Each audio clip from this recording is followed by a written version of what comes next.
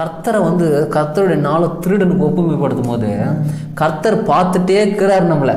ஆமாம். என்ன பார்க்குறாராம்? இவன் விழித்து இருக்கிறானா அல்லது தூங்குறானா? அப்போ ஏசாமி சொல்கிறார் லூக்கால, உலகம் உண்டானது முதல் அந்த வசனத்துக்கு, இவைகளுக்கெல்லாம் தப்பி நீங்கள் மனுஷகுமாரனுக்கு முன்பாக நிற்க பாத்திரவங்களாக இருக்கும்படிக்கு, இவைகளுக்கெல்லாம் தப்பி, ஆமாம், பல உபத்திரவங்கள், ஒரு ஆபத்துக்கு தப்பி, இவைகள்னா ஒன்று இல்லை ஒன்றுக்கு மேற்பட்டது, தப்பி மனுஷகுமாரனுக்கு முன்பாக நிற்க பாத்திரவான்களாக எண்ணப்படுவதற்கு விழித்திருந்து ஜெபம் பண்ணுங்கள். விழித்திருந்து. இப்போ யோவேலில் பார்த்தோம், என்ன பார்த்தோம்? நீ அது ஆலயத்தில் போய் என்ன பண்ண? கர்த்தரை நோக்கி கதறி புலம்பி அழுங்கள் அப்படின்னு ஜெபம் பண்ண வேண்டுதுன்னு சரி. இப்போ அவர் என்ன சொல்றாரு? இவைகளுக்கு இப்போ இந்த கர்த்தருடைய நாளுக்கு தப்பி மனுஷகுமாரனுக்கு முன்னாடி நிற்க பாத்திரவனா நீ ஆகிறதுக்கு.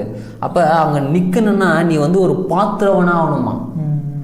அது பாத்திரவனா ஆகிறதுக்கு நீ என்ன பண்ணணும்னா விழித்திருந்து ஜெபம் பண்ணணும்.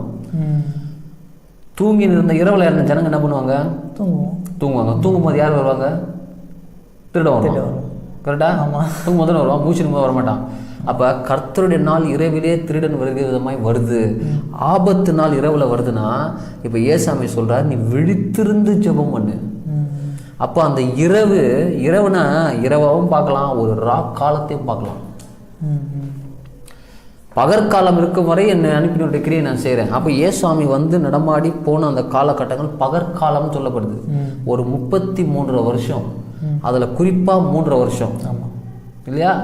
அவர் தோன்றி 33 வருஷம் அப்படின்னு ஒரு கணக்கு இருக்கு. அப்போ இதில் ஒரு குறிப்பாக அவர் வேலை செஞ்சது, ஊழியம் செஞ்சதுன்னா 3 வருஷம். அப்போ அது பகற்காலம்னு சொல்லப்படுது. அப்போது ராக்காலம் அப்படின்னும் போது இரவு, பகற்காலம் இரவு காலம்.